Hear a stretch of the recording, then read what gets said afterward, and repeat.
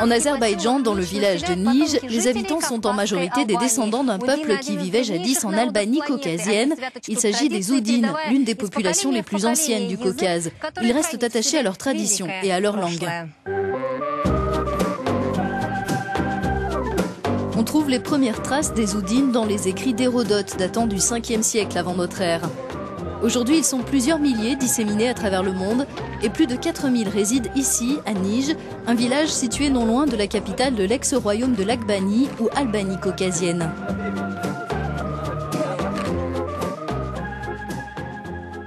Ce royaume était composé de 26 tribus. Celle des Oudines était la plus puissante. Ils avaient leur religion, leur Bible, leur langue et leur alphabet. Depuis des siècles, les Oudines sont très majoritairement chrétiens. Ils sont parvenus à maintenir leur foi vivante lors de la période soviétique. Cette église a été restaurée en 2007. Les fidèles s'y rendent malgré l'absence de leurs prêtres en formation religieuse à l'étranger. Notre langue fait partie d'une famille de langues caucasiennes très peu répandue. On appartient à la branche orientale du christianisme et aujourd'hui, notre but, c'est de rétablir le statut indépendant de l'église albanienne en Azerbaïdjan.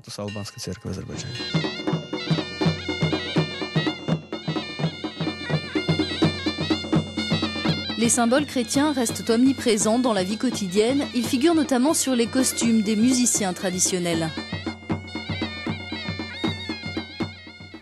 Ici, on peut voir l'ancienne croix de l'Albanie caucasienne.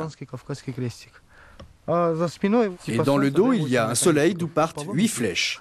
Il symbolise le pèlerinage en Terre Sainte. Ça signifie que la personne qui a cet emblème sur son costume a été baptisée là-bas.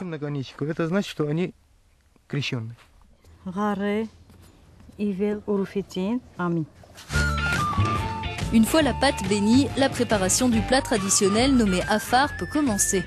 Ingrédient principal, l'ortie, une plante sauvage riche en vitamine C.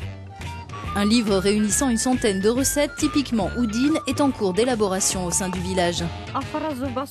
C'est ma mère qui m'a appris à faire ce plat. Elle avait appris de sa mère. Aujourd'hui, je montre comment faire à ma fille. La préparation de l'afar est loin d'être facile. Les Oudines le cuisinent depuis toujours. Il a toujours fait partie de notre vie.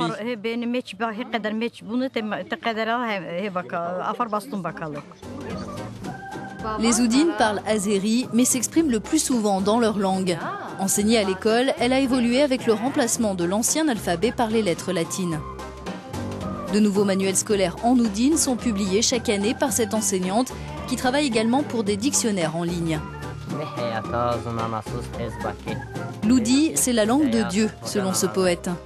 Depuis toujours, il dit y puiser son inspiration. Ce soir-là, il compose un poème qu'il veut dire à sa mère pour son anniversaire.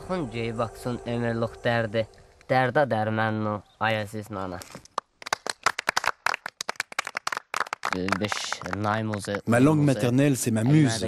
Ses sonorités sont tellement parfaites, elles me permettent de transcrire la beauté de notre monde.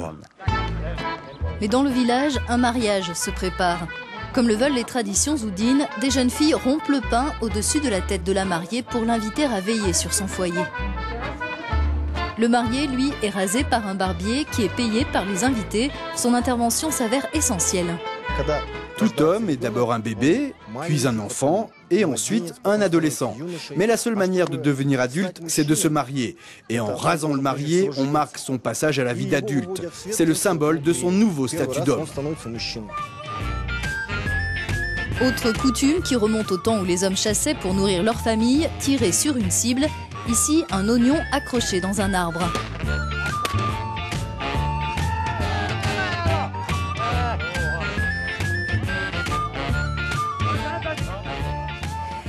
Après Nij, nous nous apprêtons à partir pour la région de Gobustan et des montagnes en flammes. C'est ainsi que les autochtones nomment les célèbres volcans de boue.